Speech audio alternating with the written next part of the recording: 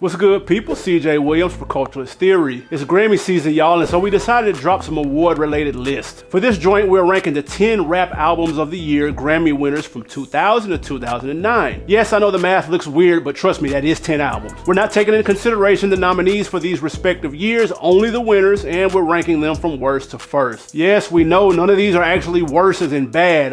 Least favorite to most favorite. Alright, you get it. So with that out the way, hit the like button and subscribe if you're feeling the content. Let's get to it. Number 10, Outkast, Stankonia. A sharp turn from their previous Aquemini album, Stankonia presented cast fans with a more high-tempo, somewhat chaotic production style. For some, that was a turnoff. Not to the committee though, as the album took home 2 trophies at the O2 Grammys. In addition to Rap Album of the Year, it also won for Best Rap Performance for Miss Jackson. Critically and commercially uber successful, the album all but locked the duo into the greatest groups of all time discussion. Admittedly, here at Culturalist Theory, we're not the biggest fans of this album, as the track list is loaded with skits and the helter-skelter production misses the mark in comparison to their previous works, but there is no denying the impact. We catch ourselves running back gangster shit, the catchy So Fresh is So Clean, and explosive every so often. Matter of fact, if you want to hear where we place this album in the catalog, check out our Outkast albums ranked episode after this. Number 9, Ludacris, Release Therapy. 2006 found Ludacris rebranding himself. Well, kinda.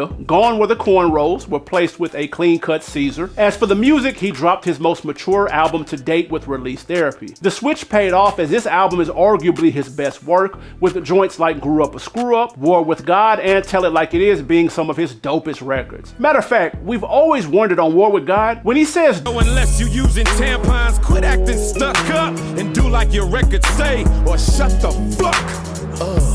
Who and what record is he talking about? Luda, if you happen to be watching, let us know. Anyway, those records were fire, but it would be the Mary J assisted Runaway Love that would catch the attention of the radio, as it was a more conscious record that we had previously not heard from the College Park MC. The change in tone did lose some of the day one fans who were used to the more playful, creative records, but we look at it differently. Not only has it aged well, but we have it ranked. Well, check out our somewhat controversial Ludacris albums ranked video to see where we placed it. Number 8, Eminem, the Slim Shady LP. With M's major label debut, well, technically his second studio album, many didn't know how to take the Slim Shady LP. The lead single, My Name Is, confused the shit out of a lot of hip-hop fans, with M spitting witty, cartoonish bars over a playful Dr. Dre beat. But once you gave the album a spin, it was clear that most of the album was from the perspective of M's alter ego, Slim Shady, and is mostly satirical. If you were able to look past the controversial bars, you would easily notice the skill level was top tier. Although introduced as Dre's latest discovery, the Good Doctor only produced 3 records, all of them were fire by the way, while M and the Bass Brothers handled most of the rest. Joints like If I Had, Rock Bottom, and Just Don't Give a Fuck lend it to the album's replay value more when compared to the other lighthearted records like My Fault and I'm Shady. In addition to Rap Album of the Year, the Slim Shady LP also took home hardware for Best Rap Solo Performance for My Name Is, and yes, before you ask, the Eminem albums ranked episode is definitely on the way. Number 7, Outkast, Speaker Box, Love Below. Originally planned as a solo album for Andre that was doubling as a soundtrack for a movie he was working on, the record label suggested against that and instead requested Big Boy record a solo album.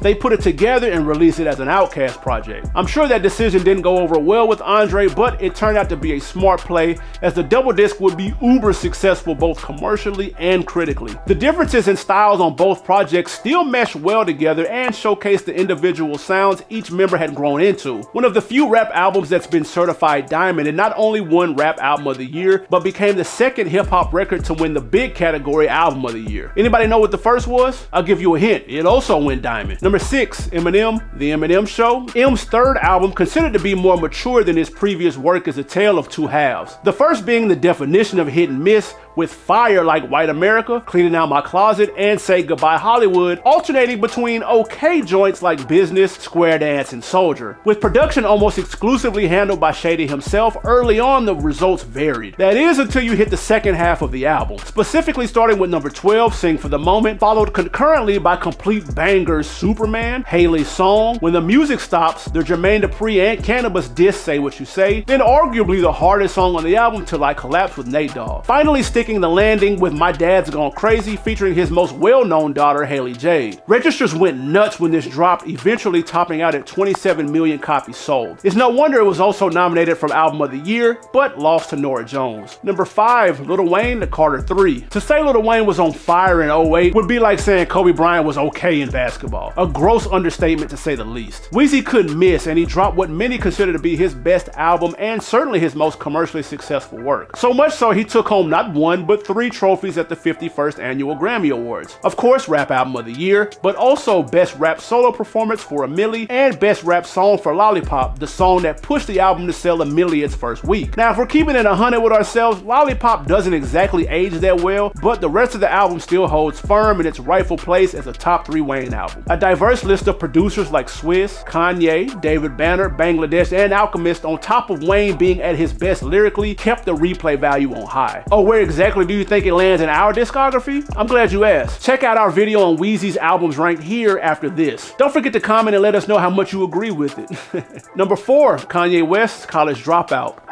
The old Kanye. The debut album from the artist currently known as Ye, College Dropout put the producer turned artist's unique style into the forefront of hip-hop. Sped up soul samples dubbed Chipmunk Soul littered not only his debut but the rap game following. Lyrically, his themes of self-consciousness, religion, and materialism were a breath of fresh air in a time when acts on Rockefeller, his label home, were more street-orientated. We don't need to do a deep dive into the joints on here that work or not. We'll save that for Kanye rank list. However, we will highlight the lead single, Through the Wire. When people say old Kanye, this is Exhibit A. Take a soul banger from the 80s, in this case Chaka Khan's Through the Fire, add vulnerable bars through a wired shut mouth after a near-death experience from his car crash in 02, and mix in his signature hi-hat and drum loops, and voila, a recipe for a classic, even if the original composer didn't quite feel it. By golly, he found a way to frick that up. What, you don't like the little I hate it. Are you kidding? Come on, girl. Please, chipmunk noise? Oh. Yeah, we respectfully disagree. Before we get to the top 3, we want to ask you one simple question. Out of these 10 albums, how many of them are classics? We know that's a tough one, but we're dying to hear what you think. Jump in the comments below and let us know. Number 3, Eminem, the Marshall Mathers LP. What happens when you get Eminem in the studio for up to 20 hours a day for 2 months straight? Well, if you guessed a classic, you would be correct. If the Slim Shady LP was a home run, then the Marshall Mathers LP was a grand slam. Widely considered his best work, the album would sell 1.7 million copies its first week, flying past 3.5 in the first month. The anticipation was real and the product matched it. Marred in controversy due to his lyrical content, which only fueled the hype train, the album's production duties were split between M and Dre himself. Features were kept to a minimum, but for the most part worked, including Exhibit, Nate Dogg, Dre, and a textbook Snoop Dogg verse on Bitch Please 2. The album had 3 Grammy nominations in addition to Rap Album of the Year. It was up for Album of the Year and Best Rap Solo Performance for The Real Slim Shady, the latter which he also won. This particular Grammys was notable for M's performance of one of the best hip-hop stories of all time, Stan, as he took the stage with the openly gay Elton John. A move that was a direct response from LGBT groups that had criticized Shady for lyrics in the past, although many groups didn't necessarily agree with John aligning himself with M. The performance paid off as the album would eventually reach diamond status. I guess Eazy-E was right. Any publicity is good publicity. Number 2,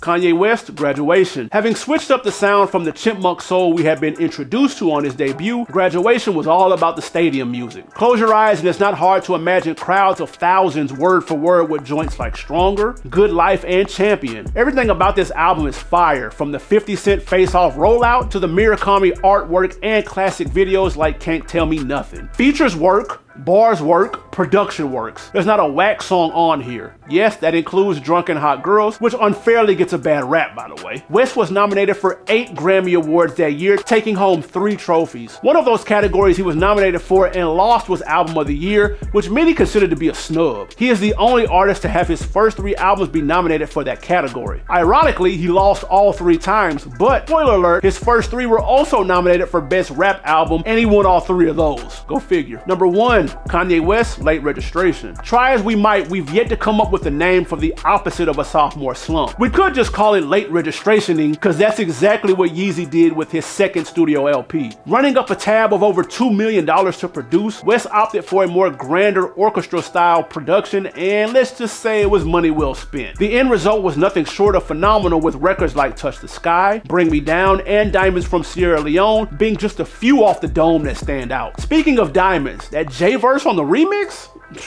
That's gotta be a top 5 whole verse, easy. Just last year, the album was even certified 5 times platinum. An Underdog No More, West won 3 awards that night: Rap Album of the Year, Best Rap Solo Performance, and Best Rap Song for Gold Digger and Diamonds from Sierra Leone, respectively. And yes, we know this makes the Kanye list we're working on slightly anticlimactic, but trust me, you're gonna want to still tap in when we drop it. Coming soon. Hit that subscribe button so you don't miss it when we drop. In the meantime, check out more Grammy content here. Again, it's your man CJ Williams for Culturalist Theory. Until the next time, I'm out.